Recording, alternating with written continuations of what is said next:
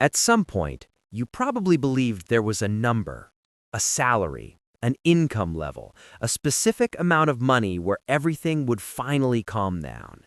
You told yourself, once I reach that, I'll stop worrying. Once I make more, I'll feel secure. Once I earn enough, the stress will go away. And maybe you did reach it. Maybe you got the raise. Maybe you changed jobs. Maybe your income quietly doubled over a few years. And yet, here you are, still checking your bank account more often than you want to admit, still feeling a tightness in your chest when bills are due, still running scenarios in your head about what could go wrong. That's the part nobody warns you about. Because making more money doesn't feel like winning.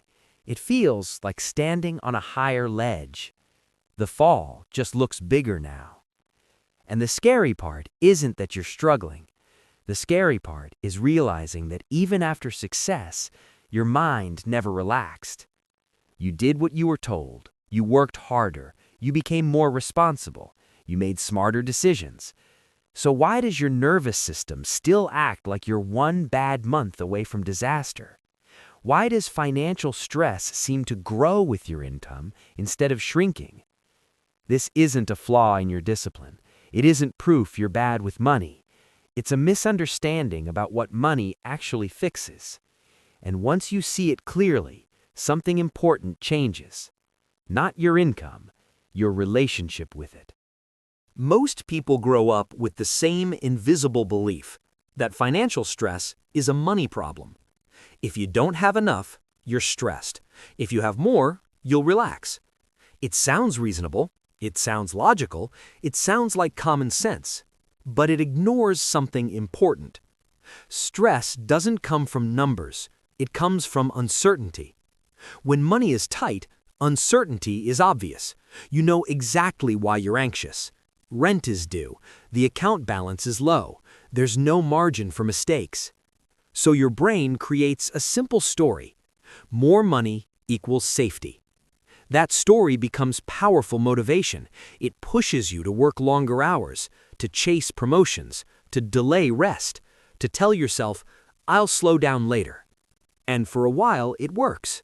Your income increases, your lifestyle improves, you feel a sense of progress. But your brain doesn't stop scanning for threats. It just upgrades the list. Instead of worrying about paying rent, you worry about keeping your job. Instead of stressing about groceries, you stress about lifestyle commitments. Instead of fearing bills, you fear falling backward. The stress doesn't disappear, it changes shape. Because your brain isn't designed to celebrate stability. It's designed to prevent loss. And the more you have, the more there is to lose. This is why so many people feel more anxious after financial success than before it. Not because success is bad, but because success increases exposure. There's a quiet shift that happens as income rises. Your baseline expectations move. What once felt like a luxury becomes normal. What once felt safe becomes insufficient. This isn't greed, it's adaptation. Your brain recalibrates what normal feels like. And once that happens, falling below that new normal feels like danger. This is why someone earning $50,000 can feel just as stressed as someone earning $100,000.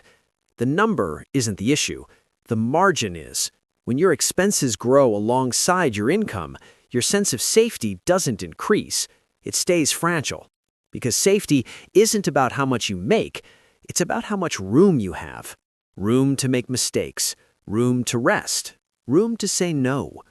Most people unknowingly build lives where every dollar already has a job before it arrives. Mortgage, car payments, subscriptions, commitments made during optimistic moments. So even though income is higher, flexibility is lower. And flexibility is what your nervous system interprets as safety. Without it, stress remains, just quieter, more sophisticated, more internal. Here's the part rarely talked about. People don't want money for what it buys. They want it for how it makes them feel. Money represents protection, options, control, time. When those emotional needs aren't met, no amount of income feels like enough. You can earn more and still feel trapped if your life structure doesn't allow breathing room. You can save more and still feel anxious if you don't trust yourself to handle uncertainty. You can invest consistently and still feel pressure if your identity is tied to never slipping. Financial stress is often a trust issue, not trust in the system, trust in yourself. Do you trust that you can adapt if something changes? Do you trust that one mistake won't ruin everything? Do you trust that you're allowed to slow down? If the answer's no, stress will persist, no matter the income. Discipline is praised constantly in money culture. Budget harder. Optimize everything. Control every dollar. But discipline without emotional flexibility creates tension. When every decision feels loaded, money stops being a tool and becomes a test of worth, a test of responsibility, a test you feel you can't fail. This is why many high earners feel exhausted by money. They're not irresponsible, they're hyper-responsible. They carry constant mental pressure to maintain the image of stability. And pressure, sustained long enough, becomes anxiety. The goal was peace, but the method created vigilance. The turning point isn't earning more. It's redefining what safety actually means. Safety isn't a number. It's resilience. Knowing that not everything has to go perfectly for you to be okay. Knowing you have margin. Knowing you have time. Knowing you can adapt.